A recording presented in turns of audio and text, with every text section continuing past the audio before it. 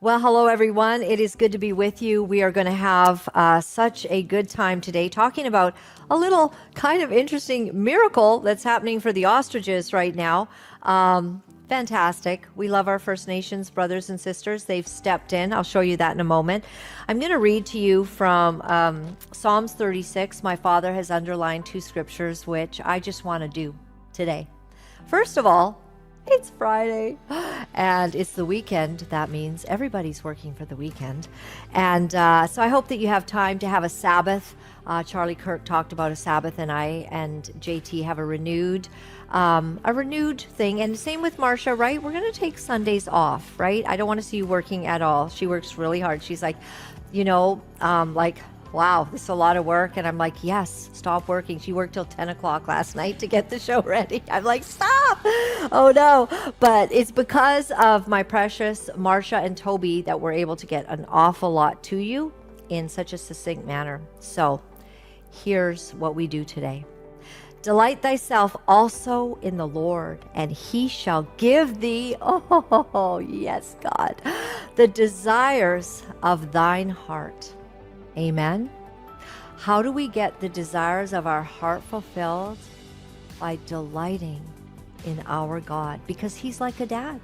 You know your mom and dad, and how, if a kid just loves you, and if you are a mom and dad, you know this, like if your child is just like in awe of you, which it's only when they're 4 that actually happens. But through the rest of life, you have those special moments. Teenage years, a little bit no delighting, less privileges. You know what I mean? But when they get older and they start delighting in you. Like my daughter, wasn't she funny the other day? She said, she says, my mom didn't really teach me how to cook because she was helping what? The nations? She was speaking for the nations. That's my daughter. And she meant it like as a compliment. My mom was too busy speaking for the nations to teach me to cook. But here's the reality. I'm not the best cook. I'm not the best one to teach anything. Although I do a good salmon, right? I do a good salmon. Okay. All right. I got completely, wow. It's really Friday. We're really going to have fun. Commit thy way unto the Lord. Trust also in him, and he shall bring it to pass. Amen. That's what we're going to trust God for. That we're going to commit it to him, and he is going to bring the right things to pass. Amen. All right. The Righteous Reformation. It is exciting. It's in Atlanta, Georgia. Okay. Now, if you book now, you can really save, get your tickets and all of that. Some of you might, be flying in. But for those of you in Atlanta, to every single person in Atlanta and 4 hours surrounding, get this to your friends. Pastor Ray Curry is going to bring down the house. All right. Have you heard Rock Leach preach? That rhymes. I like that. It is a phenomenon, and it is spectacular. And you're going to want to be there. October 18th, 2025. Do not miss it. Please get your tickets. You can go to my website, and there it is. Click on it. Get your tickets. Very important. Don't want to miss it. All right. Circle of Worship, closer to home for me, Langley, British Columbia on October 10th. I love worship. I really do. I love worship in spirit and in truth. We did worship during COVID outside. It was so fun. And we had like 400 people showed up to have worship downtown Vancouver. We didn't need a permit because it was kind of a protest, so it was fun. And we worshiped God, and all was well. All right, another protest going on for these big, beautiful birds, the ostriches. So let me just show you this, JT. I'll put this on my share here just to show you that it says here that the Supreme Court has temporarily stop the killing of the ostriches. A First Nations band has become involved and declared the area unceded territory, and that these birds are not to be touched. It's amazing. I speak for all Canadians when I say thank you, First Nations. Thank you, thank you, thank you. Ain't nobody that can do a protest like the First Nations, okay? They just, I mean, hopefully they're not going to be, putting themselves up against any of the, I hope there's not a big fight. That's what I'm trying to say. I hope nobody's going to get hurt. It's all going to be good. But they have said this is unceded territory and you will not touch the ostriches. So. Oh, what's going to happen? I don't know. It's super fun and I love it. And I think my good friend Derek Sloan, beautiful, beautiful, wonderful man, is getting involved in this. I think Grant Abraham is now weighing in. Some of you know Grant, and wonderful men that stand up for this nation. I just love them. They're getting involved in all of this. It's a big, beautiful thing. All right, we're going to show you some things, and I got to go fast because we have an incredible guest that I was able to interview earlier today, and we talked about Candace Owens. We talked about some of the things that are going on. I want to, I basically, Candace is, well, she's saying quite a few things. Well, she'd rather that her sons go to jail than fight for Israel if they were given that option. Take a look. Under the Uniform Code of Military Justice, Article 90, dishonourable discharge can result in forfeiture of all pay and allowances up to 5 years confinement, which is a pretty heavy penalty to pay. Yeah, I'd want my kids to go to jail before they fought for Israel. I'll say that honestly. Okay, I would. I have 3 sons, and I'm going to be honest with you, Pierce. I'm glad you told me that consequence. I'd take that consequence any day to them being sent back over in a coffin because they died for Israel. So. Okay, but I think the one thing you're missing, look, I come from a big military family, a lot of military in my family, and a lot of people fighting wars on behalf of the United States are not doing it because they think Bibi Netanyahu wants them to. They're doing it because some of them do that, and they write into my show and I answer the question. But many of them won't, and they might be offended by you suggesting that's the only reason they're doing it. And they can watch your show, and they can be offended all they want, but I think it's more offensive the way that our military is treated, the veterans are treated, and the gaslighting that takes place when we're told that we have to defend everybody's borders. But I actually think America treats its veterans better than almost any country in the world. I mean, this has always been an open conversation, and I'm just saying that if my boys were being drafted to fight this war in Iran, I would be like, you know what, honey, take the other option. And that's not because it's cowardice. It's because when you sign up for the military. Okay, but I would say that the pilots, you are pledging that you are doing something that is going to better your country. Candace, and like I said, our country has been in steep decline since we have been part of this foreign policy, which is just whatever Israel wants. Okay, you made that point, but what I can honestly say that I would not like war. My sons never had a draft. My sons never went to war. I love that Donald Trump is sickened by the thought of young men dying in any kind of war, that we want peace. That is the solution, is peace. But let me tell you why it's not possible in Israel and why her comments are so extremely sickening, is because if she were a mother in Israel, unless they fight, they will be overtaken by Hamas. Unless they fight, they will have the warriors from all sides of them coming in to get them, because the world and everyone in the Middle East, the nations surrounding them, I mean, I think they've been at peace with Egypt, thank God, for a while. But the nations surrounding them, many radicalized to kill the Jews. So if she's, saying, I don't want my kids to fight for Israel, okay, but if you were a mother in Israel and you have to fight or die, all of you, what would you do? And I just think it's disgusting.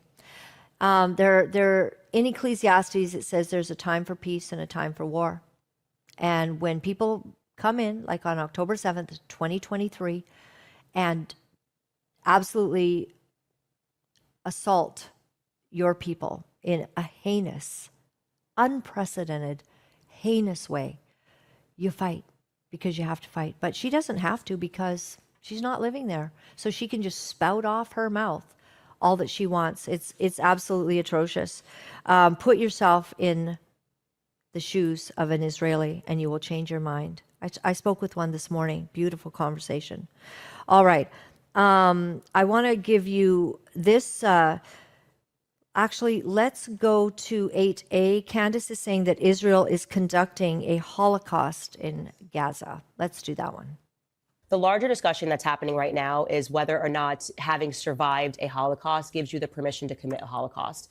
And for whatever reason, people have been, what I would say, milking the Holocaust narrative in the same way that Black Americans were milking the slavery narrative, and essentially saying, like, we lived through this and we survived this, and so now nobody can say that anything we do is wrong. And that's the big issue today, is that we have so many people that will not recognize that it is totally feasible that a Jewish person, and I'm speaking here about Bibi Netanyahu, could do something as horrific as what was done to the Jews throughout World War II or throughout history. But is that an accurate comparison? I'll tell you why I say that. As we know, I mean, whatever Dan Bilzerian wants people to believe, 6 million Jews were killed in the Holocaust. Another 6 million people were murdered by Hitler and the Nazis. The numbers of people being killed in Gaza are, in my view, have gone way beyond what is acceptable as a response to October the 7th. However, you're still talking about, at the moment, a death toll of under 50,000. There's no comparison in the amount of dead people compared to the Holocaust. So do you understand why? But it is a Holocaust, what's happening. Well, is it though? Yes. I think language is really important. I think language is really important as well, and that's people why say Holocaust, genocide. I think what's happening is a Holocaust. The burning bodies of the children that I'm seeing every day, and we spoke about this a little bit on my show, but I have recognized that the ability to see this stuff every day has transformed my opinion. Maybe the numbers wouldn't have gotten so high if people had spoken up when it was happening at the very beginning during World War II. And so I want to use my platform to say that I believe that they are intentionally executing a Holocaust. I think Bibi Netanyahu, there's tons of evidence, and obviously the Western media is not reporting on this, but the corruption trials that are going on with Bibi Netanyahu pertaining to October 7th and him editing the transcripts and the prior knowledge that he knew is now becoming extremely pertinent. It is a question as to whether or not he allowed the attacks to take place, essentially to then be able to go in and to commit this Holocaust against the Palestinians. Now, based on everything that I've looked into and stuff that I had not seen before, because the Western media doesn't cover it, Bibi Netanyahu caught off camera speaking about how he had no intention of following the Abraham Accords and how he was going to get around it. He has, I believe, genocidal ambitions, and that's enough. We don't need to dispute, go backward or forward. Do I think Bibi Netanyahu has genocidal ambitions against the Palestinians? The answer is yes. Okay, that is a blazing lie. That is a lie that she was infecting into Charlie Kirk and many others. We've heard some things that Charlie Kirk said, and that is because of his relationship with her, unfortunately, some others. And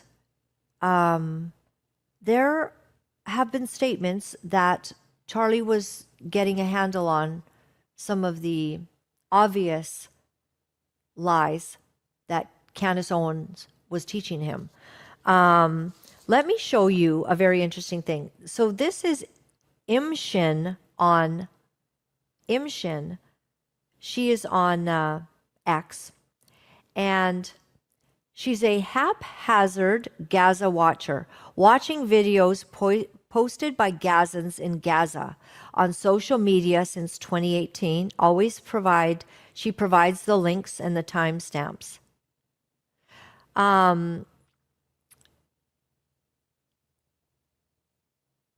Last year alone, Muslims killed 500,000 Christians in Nigeria. Why is no one talking about that? I want to get to a couple of things here. Okay. For instance, Imshin sugar, 10 shekels, which is $3 per package, feta cheese, different things. Right now, this is at about 21 hours ago. This is all the food and stuff that they have in Gaza. She likes to show, pictures that they're posting. There is a Crazy Bird pet store in Gaza City that has cat litter. It's in the Tufa neighborhood. And so, someone got a video of that. Crazy Bird pet store again. What is this? Friday food prep at Chef Hamadah's new restaurant in Al Zawayada, Central Gaza Strip, after evacuating Gaza City.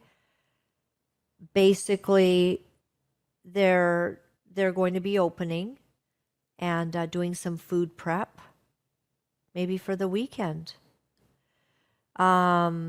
This is food prep at Chef Hamadah's. Okay, I think she kind of puts them up twice. Anyways, I like watching Imshin. Not sure where they are currently located. During the ceasefire, they were offering repair service in Gaza City. So it's a little video of some things going down. So along with Dahlia's coffee break in Deir al-Bella, see, I'd like to go there. I might be killed, but I'd like to go if they've got good coffee. Oh, JT, there's a Snickers and a Kit Kat bar. Very nice. How are they getting that? Okay, I saw another one which was really interesting, and what she's basically saying is that somebody was able to get a brand new iPhone, is it? I think an iPhone 17 or something, and someone asked them, how did you get this in here? And they said, oh, we don't have anything more to say about that. So this is interesting, okay? He helps Gazans register online for payments from humanitarian agencies for a price. Here he is informing people that registration has opened to receive 1,000 shekels from Save the Children. So funds are coming in. All right, just a little bit of fun on the side that there are places that are talking about all of this. So a little truth about Gaza. Yes, war has been horrendous. I am so appreciative, as I've said in the last episode that we did, that before Israel went in to take out some of the Hamas leaders, they would, rain down all of these pamphlets so that everyone would know that they needed to get out of there because there was going to be trouble the very next day. Okay? Now, Candace Owens has her perspective that Israel is basically in charge of everything, and she should get that app that we showed, 4 days ago, where it's the blame everything on Israel app. And do you know what? She probably has it on her phone. So let's take a look at her views on how Israel basically controls all the wars. The leaders are coming together to find peace, right? Finally, everybody's coming to the table after 3 years of murdering young Ukrainian men. We decided now that it's peace. Peace is our aim. And I hope you guys are now recognizing this as we go through the Epstein files, as we look at everything in the background of these characters, as we talk about that hand of Midas that just pulls up these cast of characters. I hope we can now all agree that this is just theater. Okay, this is just what the elites do when their objectives have been reached. And what is their objective in Israel? Ethnic cleansing, right? They've gone masked down on that. What is the objective in Ukraine? That also appears to me to be a very obvious ethnic cleansing. And when they're done, when they're within, sight of their goals, they're like, it's time for peace. And then they applaud and they give somebody an award. Oh, it's the peace award now that we're done with our initiatives. So pay close attention to whoever it is that they move into Ukraine after peace is struck. Gaza, but now they've kind of told us, what we're doing there. This has kind of been the exact same script, at least since World War I, likely even before then. And I think we all recognize that the person that has the most power over all of our nations, because we have been somewhat globalized, at this moment is Bibi Netanyahu. Of course, he's the boss. He's the big boss, Bibi. And he's going to decide when and if and exactly at what moment these wars are going to be allowed to end. That's why I don't take any of this seriously. By the way, like I said, I'm happy that they're at least done with the 2-year period of gaslighting us about Gaza. Like now Netanyahu's like, yeah, we're imperializing. We're going in there. It's always the same method. False flag attack justifies the war. And then there's this broader imperialist effort. Well, Charlie Kirk himself went to Israel. He put boots on the ground to discover some things. And I'd like to play you a brief clip again of Charlie Kirk in Israel and what he learned being there. If they only knew the moral conduct that the IDF operates with every day versus the terrorists of Hamas and Hezbollah.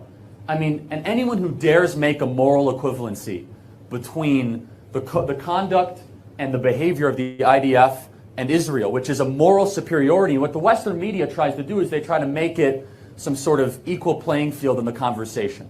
That Hamas and the IDF, they're somehow both on the same playing field. No. The IDF is righteously and correctly defending the nation state of Israel. God's chosen people in the Holy Land.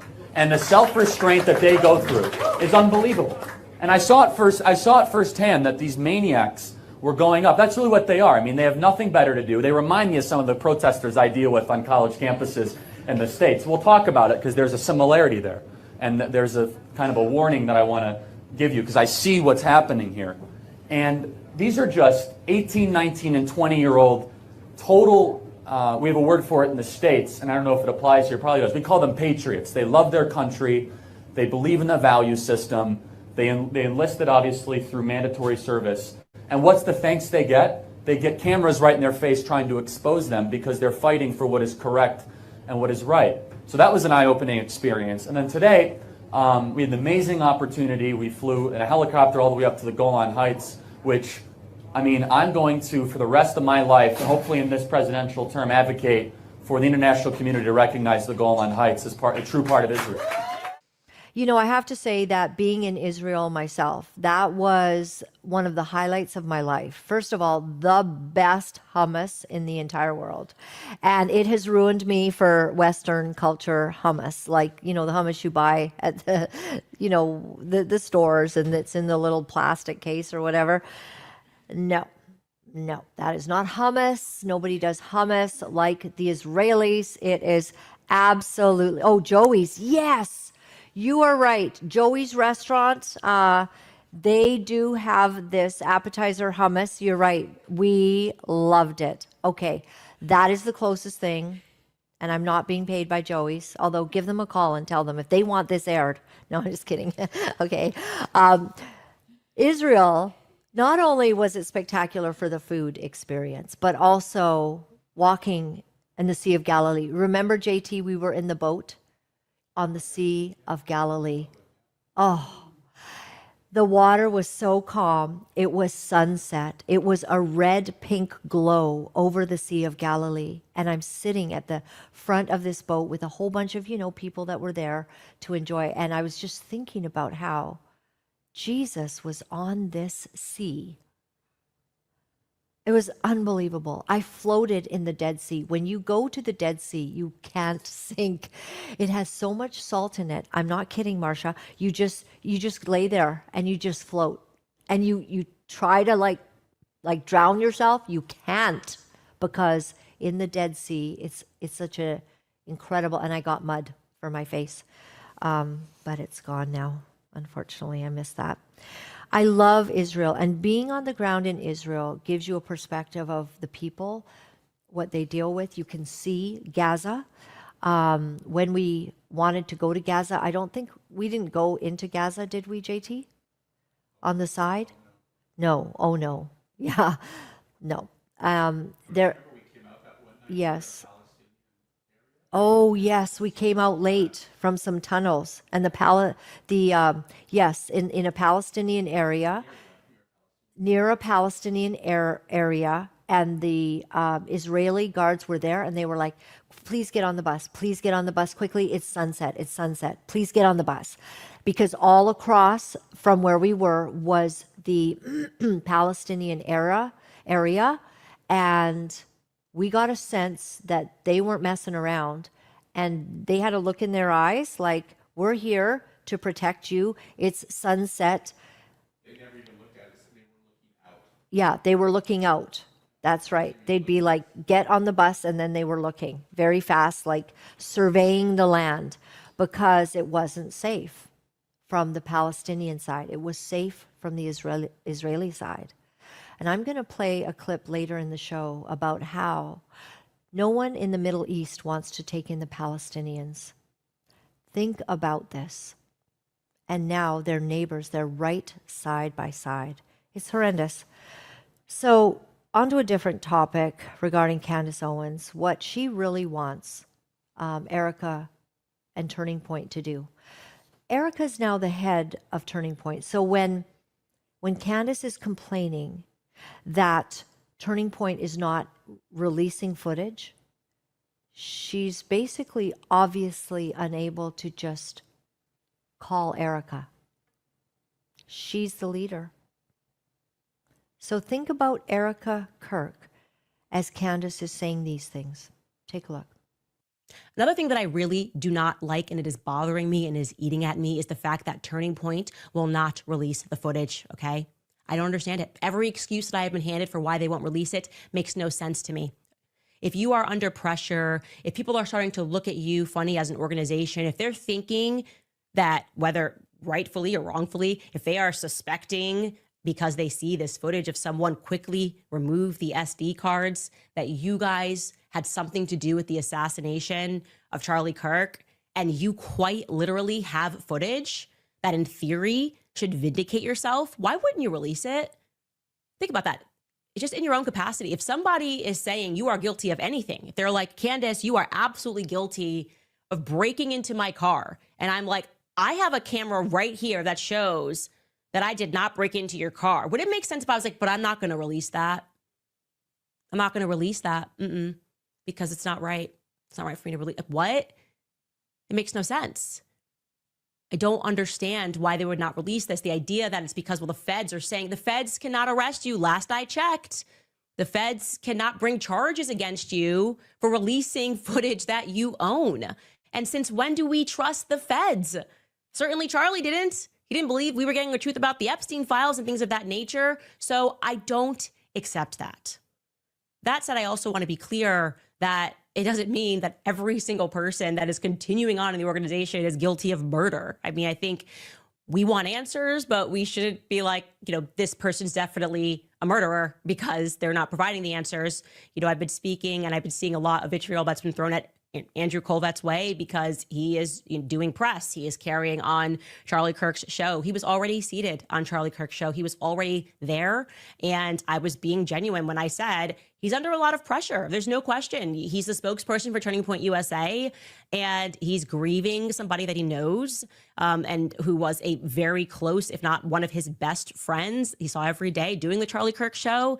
And he's still got to deal with the same donors that Charlie was dealing with. I mean, it's a lot going on, So who's Candace talking about? She wants Erica Kirk to release to an internet all the footage they have of the horrendous nightmare day that took her husband's life. Now, maybe the footage has been released to the FBI, but Candace, she just wants it so that she can just figure out if someone was underneath Charlie Kirk's seat and shot him.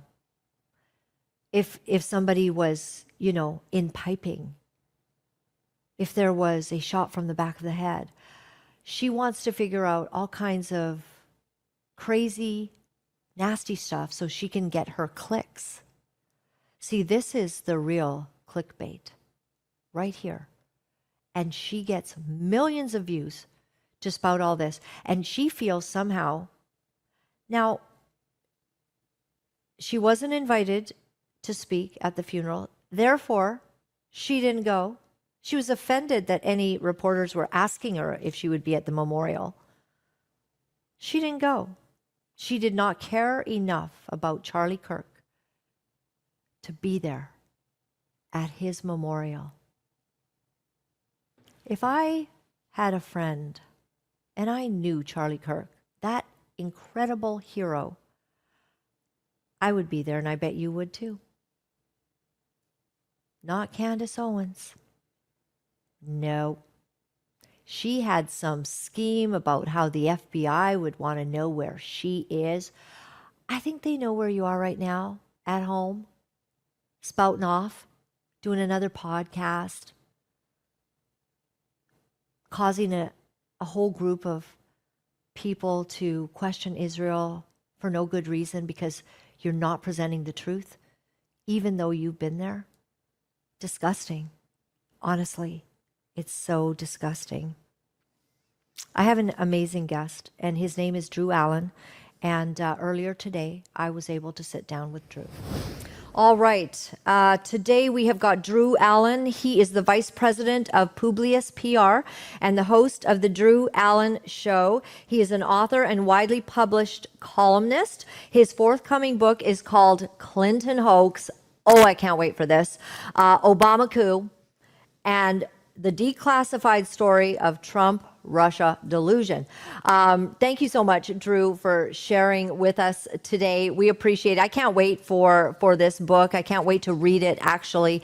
But you also have another tie-in with what we've been dealing with, and that is Candace Owens and Charlie Kirk, and sort of the ensuing, the outfall from the tragedy of losing Charlie Kirk. Yeah, I mean, first off, Charlie Kirk was actually our client, my client last summer. We did his last book, Right Wing Revolution. And unlike, other people out there, I'm not going to pretend that he was my best friend, but I had that professional association, and his death absolutely shook me to my core, and it transformed me in ways that no other death in my life has. And that's because of the proximity of being a father, having a 2.5-year-old daughter and an 8-month-old daughter, and also seeing a example of somebody who followed Christ so diligently, who gave an example of how to be a tender husband and a doting and patient father, and somebody who refused to back down, and told the truth explicitly. And it's really discouraging to see some of the people out there that are trying to make this about them. The only way I make this about me is to say this affected me, to show how incredible Charlie Kirk was. But other people are trying to claim that, they knew him so well, and, they knew that he hated the Jews and had an issue with the Jews. And, on the left, Laura, they have, Trump derangement syndrome. And, Candace Owens is one of the leading advocates, mental health issue, in my opinion, which is Israel derangement syndrome. And they have to find fault with the Jews in every situation. They could be eating their soup and it burns their mouth, and somehow the Jews did it. And this is how absurd their logic is. And this is what has been pushed behind the Charlie Kirk assassination. Now, what's amazing about this to me, Laura, I'm sitting here in the United States of America. We know that we have a domestic terrorism problem, and it's strictly coming from the left in America. There's the, trans community. It's a mafia of the left that is carrying out acts of violence repeatedly. It's not mean to say it. It's important to acknowledge reality. And amidst this kind of crowning achievement of the left and this violent militant trans movement, you have somebody indoctrinated by that very ideology that comes strictly from the Democrat Party here, and everyone sees it in front of their faces. And what do people like Candace do? Rather than take political advantage, not in a bad way, of this tragedy to further end the evil force that is the Democrat Party in America, and to shine light on the destruction that they are causing in this country and around the world, Candace wants to, wink and nod that the Jews or Netanyahu or Israel was somehow behind the assassination of Charlie Kirk. And I'll stop, but I can get into where it came from, because it's absurd. It's insane where it even came from. Do not stop. I want to hear all about that. And she has been making, she's said terrible things about Israel. And you can see that the friendship, this is how I have been sort of piecing the puzzle together, is that the friendship between, Kanye West, Candace, I think that affected Candace. And then Kanye West, Candace, to Tucker, and then to Charlie Kirk. You know what I mean? Fomenting some of these ideas. But Charlie loved Israel. We have so many clips of his absolute respect and the realization that Israel is a nation. They have a right to defend themselves. And after all, who would want to be Netanyahu? We can all sit and criticize him and say, oh, you should have done this and should have done that. But saying that this is an ethnic cleanse is beyond the pale. And these are the things that Candace likes to say out loud a lot. And so whatever light you can shed on what we're trying to now, in the wake of, the loss of Charlie, and preserving the integrity of his heart and his mission, let us know. Yeah, well, look, I mean, it's very much a tactic of the left that Candace Owens and others are employing against the Jews and Israel itself. Charlie did love Israel, and as a matter of fact, I'm a Christian. I'm Protestant, and I love Israel too. I love the Jewish people. The Old Testament wasn't erased because Jesus came, and we have a New Testament.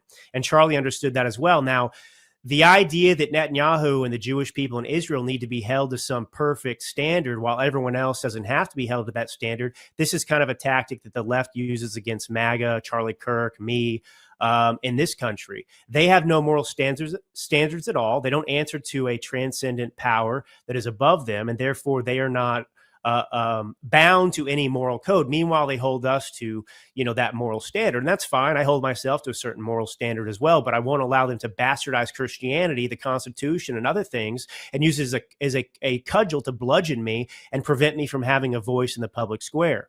Now, first off, this whole idea, that there was a falling out with Charlie Kirk, and, it started, I think, with them saying that, the Jews, basically Israel, were offering his company, over $100 million, and he didn't take it, and so on and so forth. Now, obviously, the point of putting this out there is to take attention away from the left, whose ideology drove this assassin to kill Charlie Kirk, and to somehow now put this on Mossad and the Jews in Israel and blame them for it. Now, the root of this story comes from a guy named Max Blumenthal. He put this out on his blog, I believe it was. I don't know if it's Gray Zone or something like that. But Max Blumenthal is an avowed leftist. He writes for the New York Times. He's written for Al Jazeera. He's written for The Nation. He's written for all these places who are horrible, anti-Israel, anti-MAGA, anti-Charlie Kirk places. So the idea that Candace Owens and other people would now quote a radical leftist who hates America and hates MAGA and the movement that Charlie Kirk gave his life defending, they would quote him as evidence that Israel was somehow behind this. And that's the insinuation. Why would you talk about Israel? What does Israel have to do with a radicalized, pro-trans shooter who had a trans boyfriend, taking out Kirk when he had on his bullet casings, catch fascist and so on and so forth. So it's really appalling to me. You've got the French out there, the French president, many countries now joining, calling for, a Palestinian state. And it exposes absolute abject ignorance about Israel's history, about their repeated efforts throughout their creation. And by creation, they've been there long before anyone else, but obviously in the modern era, right, post-World War II, I can't believe we gave this, these people that 6 million of them were killed in genocide and concentration camps. How dare they have land? How dare they have a place to live and call their own? They have, the reason Gaza even exists and that the quote unquote Palestinians that aren't even real inhabit it is because the Jews gave it to them. The Jews are repeatedly giving away territory to appease the radicals. And this is the same thing in the country. The left does not, seek to appease. They seek to conquer. And we know that the motivation of Israel's enemies is not to seek peace. There are 25% of the population or something that are Arabs living in Israel. There's no Jews living anywhere else in Iran or Gaza or anywhere else. Why is that? And so, look, let me just put it this way. And I know I'm talking a lot, Laura, but it's like, I don't talk about this enough. And it's such a great opportunity to shed truth. So I grew up in Texas. So imagine, obviously Mexico is not a friendly country to the U.S. Imagine at the South by Southwest Film Festival or Music Festival, which is a massive deal. Imagine that a bunch of paragliding cartel members that are sent by the Mexican government come into that film festival or music festival, and they, murder, rape, and kill babies. And for population adjustment, you're talking about tens of thousands of people versus the 1,000 plus that died in Israel. And now imagine they took a bunch of American hostages back to Mexico. I would go scorched earth, and we have every right to go scorched earth on Mexico until they gave back our hostages, until they bent the knee to us because they were the aggressors. The idea that Israel's supposed to sit here while the world condemns them. And look, there's an argument, Laura, that you can have about death and wanting to avoid that. But when I hear Macron and these other people, chastise Israel and blame them for genocide and say we support a Palestinian state, they don't even mention the fact or demand the fact that Hamas released the hostages. 100%. I mean, it's almost as if people do not have empathy for the real people, for what has happened to this nation, for what it would feel like if that was your wife that was still being held hostage, your husband, your son. You know, somebody has said, if a war is to end, somebody needs to surrender. Hamas needs to surrender. They did a horrible thing on October 7th. I'm sure they should be regretting they ever had plans to go into innocent people and kill children in front of their parents. I think it's hard for anyone in, in North America to understand what it would be like for somebody to come into our community and kill our children in front of us. Parents are killed in front of the kids. Atrocities, women raped, all of this that happened, and to think that there doesn't need to be a huge justice that needs to be repaid. And Hamas has not said, we're not going to do that again. They are hell-bent on destroying Israel.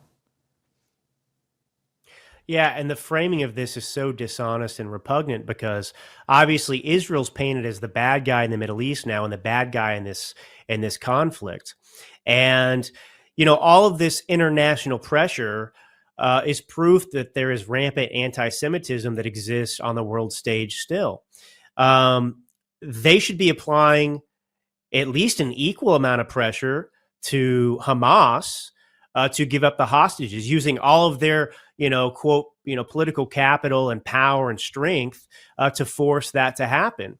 But instead, it's always about the Jews need to do this. Israel needs to do this, while ignoring the fact that Israel's been the one trying to keep peace, since their inception in the 60s. And I'm not going to sit here and allow this to persist. 100%. And, we have a quick clip that I'd love to show you of somebody talking about why the Palestinians are at kind of the mercy of even Israel being kind to them. And that is because nobody else actually will take them in. Take a look. Palestine didn't exist in history. Show me one map in history with the borders of Palestine. There was no such thing as Palestine, ever. That's why I said Israel is mentioned 40 times in the Quran. Okay?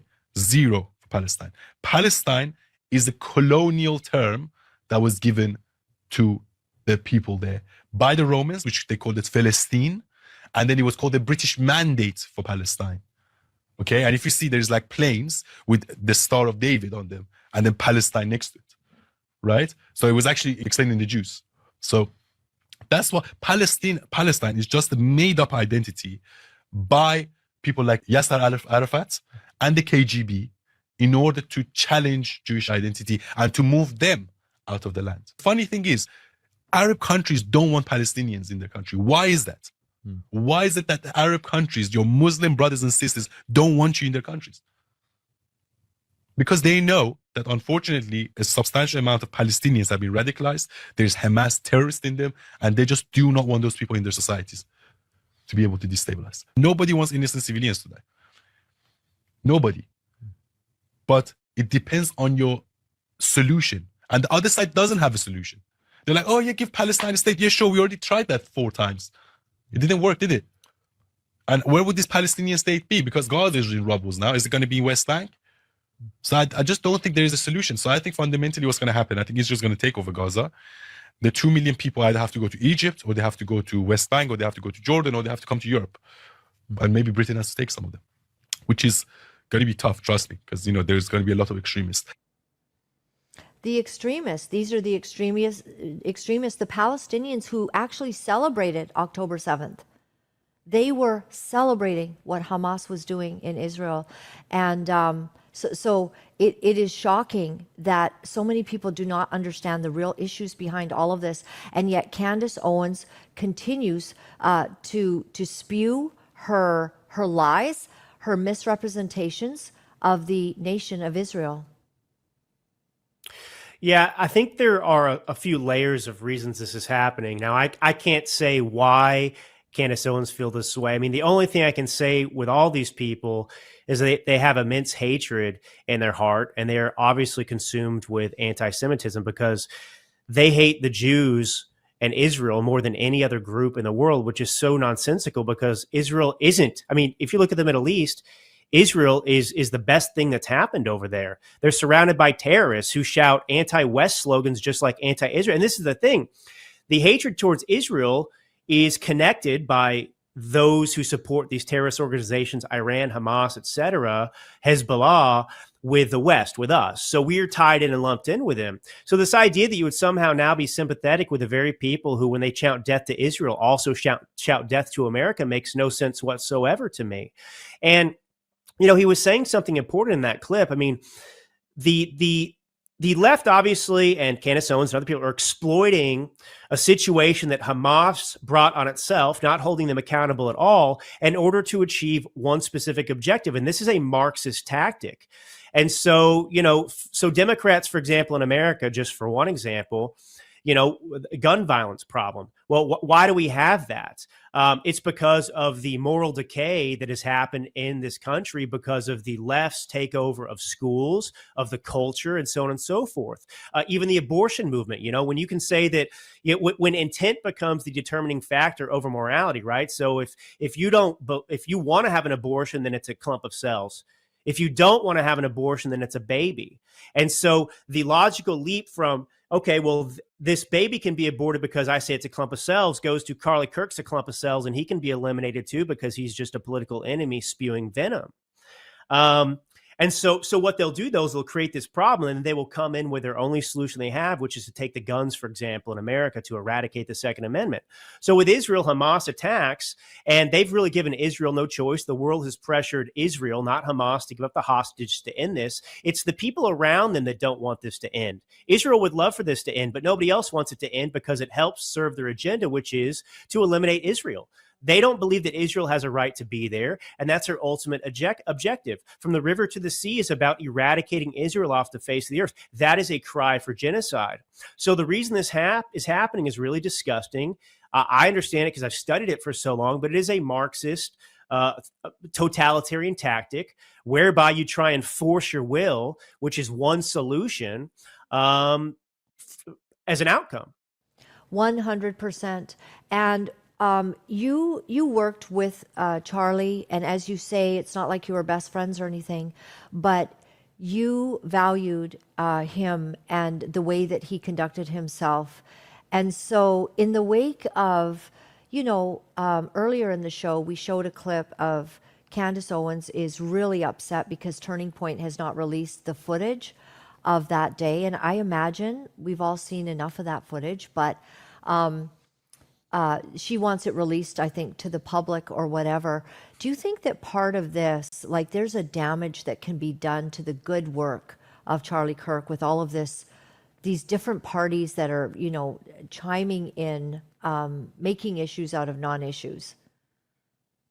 Yes, it's absolutely counterproductive.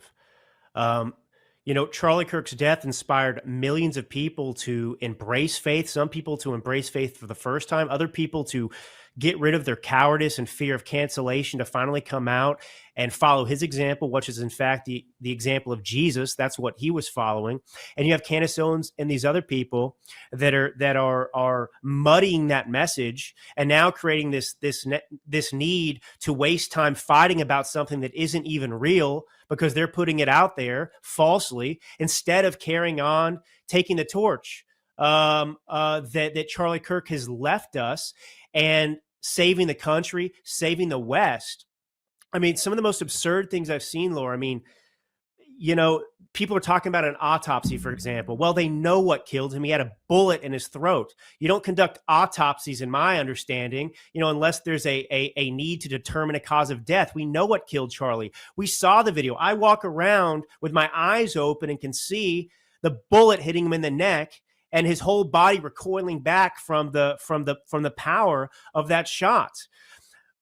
Does Candace care about Erica Kirk? You think that she wants to be seeing HD footage of her husband's, you know, assassination for her kids? By the way, the internet's not going away, Laura. These images are going to be out there forever. She has an obligation to protect her children now. And Candace has children. That's what's so upsetting about this. You're a mother of multiple children. Okay. And you can't put yourself in someone else's shoes for him, because it's all about Candace. Everything is about Candace, about getting views and clicks and stirring controversy. Meanwhile, she's not addressing any of the fundamental things that are going to save the culture in the country. She's wasting her time on Brigitte Macron having, male parts or something like that, which has no bearing on our fight in the US or Canada or anywhere else in this world. I saw her put something out on a clip or something the other day too that's saying, can you believe the FBI? Somebody got footage of, the assassination.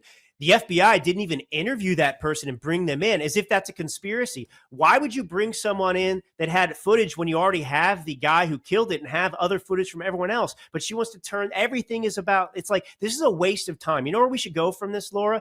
It is, we have an assault on Christianity and morality in this country. Okay. The trans movement is a radical ideological movement that is fueled by hatred and violence, and it's a mental illness. And the left is turning young kids into soldiers for Marxism by taking people who are insecure and furthering mental illness, encouraging it, and then allowing them to get guns in their hands while they tell them that Charlie Kirk, his words are violence. Meanwhile, they go and commit actual deeds of violence, assassinating Charlie Kirk, and that's an act of, resistance. And she wants to talk about, whatever she wants to talk about. Honestly, it's disgraceful. It is repugnant, and it goes against everything that Charlie died for.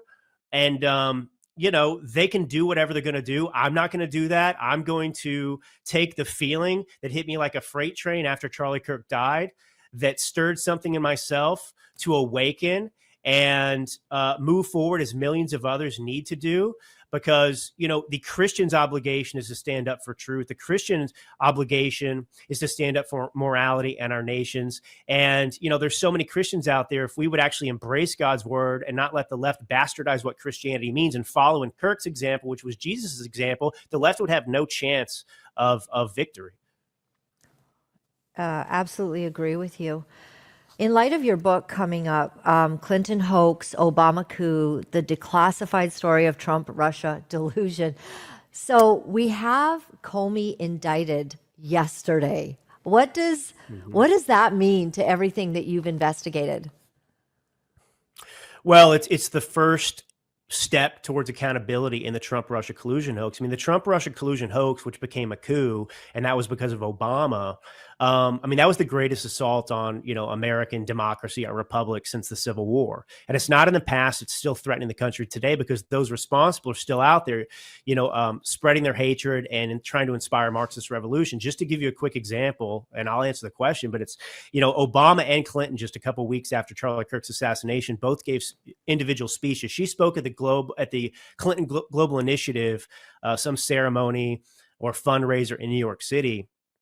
And, after this violent assassination of Charlie Kirk, she's out there calling on Democrats to mobilize. They have to fight back. Democracy is under attack, which is the very kind of rhetoric that is inspiring these attacks against ICE, against Trump, against, right-wing figures. And then Barack Obama was in London at O2 Arena, and he took the occasion to say that Donald Trump's, press conference about Tylenol, which Tylenol itself admitted in 2017 was dangerous to take during pregnancy. There are studies that back this up. He equated that with violence against the truth. Obama used the word violence against the truth, talking about Tylenol 2 weeks after a radical leftist, murdered Charlie Kirk. These people know exactly what they're doing. The Democrat Party is inciting terrorism. They are basically a terrorist organization at this point, not officially, obviously, but they don't have to tell people, go and kill this person. It's understood by their radical indoctrinated supporters who are violent that all they have to do is isolate a target, accuse them of violent speech, and the next thing you know, Trump's being assassinated or Kirk's being assassinated, or, Rand Paul's getting his ribs broken by his neighbor at his house, or, a Bernie Sanders supporter is trying to slaughter and shoot up a congressional baseball, team of Republicans. And these examples are clear. If it was Al-Qaeda doing it, obviously, we'd be conducting drone strikes overseas. I'm not calling for that, obviously, but I'm trying to make the important point that this violence can't be tolerated anymore. And so, Clinton and Obama are the people that orchestrated an act of actual violence against this country and the fabric of this society. They interrupted the peaceful transfer of power for the first time in our history between 2016 and 2017. And there are a lot of people involved, but they were at the top. And really, Obama is the fish's head, and it all rots from the fish's head. And so these people need to be held accountable. So I want people to know, and I put it in plain terms, exactly what happened and who was responsible for Trump-Russia collusion. Because if those people aren't held accountable and we allow this to persist, because right now there's gaslighting going on. Right now they're saying, oh, Donald Trump's going after his political enemies. You know, this is a threat to democracy. It wasn't a threat to democracy when you spent nearly 4 years trying to put Trump in prison for the rest of his life. It wasn't a threat to democracy when, you know, some radical lunatic on the left tried to take out Donald Trump, when another radical leftist tried to do it, you know, hiding in the bushes at Mar-a-Lago by the golf club, and the Secret Service arrested him. And he was just, sentenced the other day.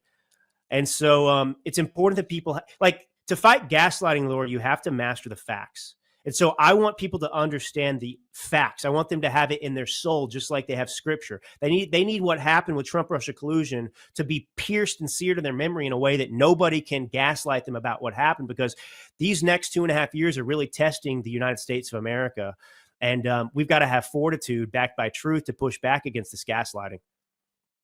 Well, I appreciate you. I feel like I could talk to you all day. Drew, you're amazing. Toby, book him again really quick.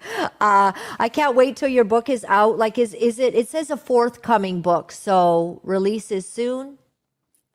In the next month, I'd say. Okay. And available. Well, you know, we should have you back on to really talk through your book, because I have a feeling like this conversation could be 2 hours, and it's incredible. And what you're uncovering and the way that you're seeing things is, I believe, has that truth to it that we need to now speak louder, because for some reason, these other podcasters are speaking very loudly with a lot of views. I'm concerned about the younger generation that is now turning, you know, against Israel, that is not understanding the history, that is not understanding basically the things that you're going to be presenting in your book as well. Drew, this has been amazing. Do you feel like you've made every point that needs to be made today? Because we definitely need to have you on again. Well, all I'll say in the end is this, you know, a lot of this conversation that's anti-Jewish, anti-Israel about the Charlie Kirk stuff stems from this idea that, you know, Jewish organizations and donors were putting immense pressure on Charlie Kirk, you know, to maintain, you know, the narrative that they wanted. And I would suggest that the same thing, but worse, is happening by the people who are anti-Israel around Charlie Kirk. He was facing influence from both directions, certainly. And I don't know why you would blame the Jews in Israel and think they had, even if that happened, if there was some fault for them trying to be in his ear saying, no, this is what's going on, when people like Candace Owens that represent that ideology were putting immense pressure on Charlie Kirk, just like you've seen Tucker Carlson change and others. So look, our job isn't to do and say what's popular.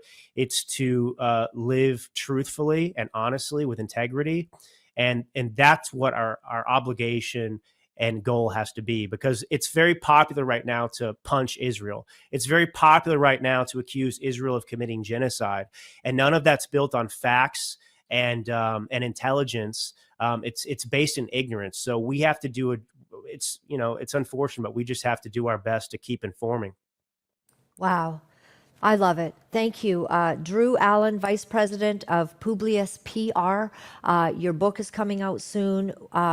It's a book I definitely want to read, and so we'll have you back on. Thank you for your words today. Thank you for your truth and your insight. It was so valuable. Oh, it's such an honor and blessing. Thanks, Laura. I look forward to it. You're welcome. Thank you. Wow. Okay. I love that guy. And Toby, book him again.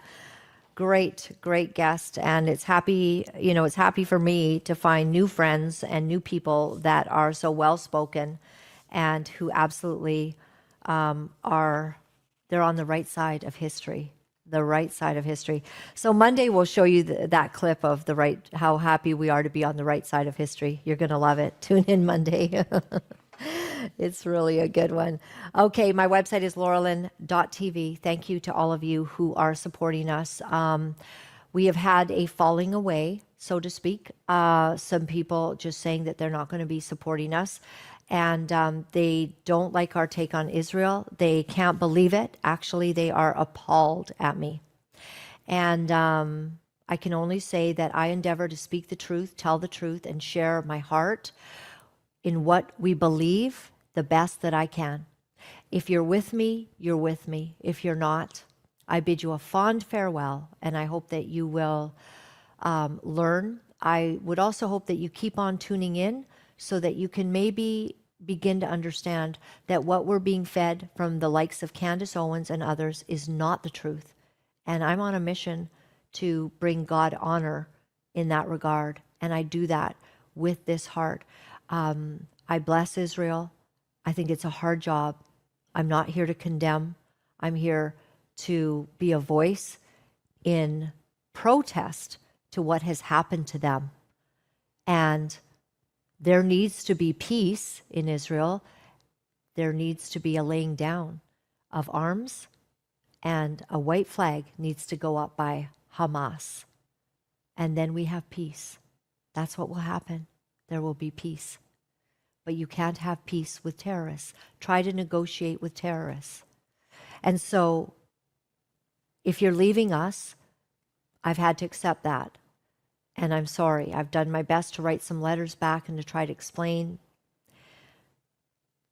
I just know that we're with Israel. And if you are also with Israel, would you consider us as somebody that you would support so that we can pay the bills and we can do what is necessary? And we want to bring the truth, not without understanding that there's definitely issues, but ultimately we support Israel.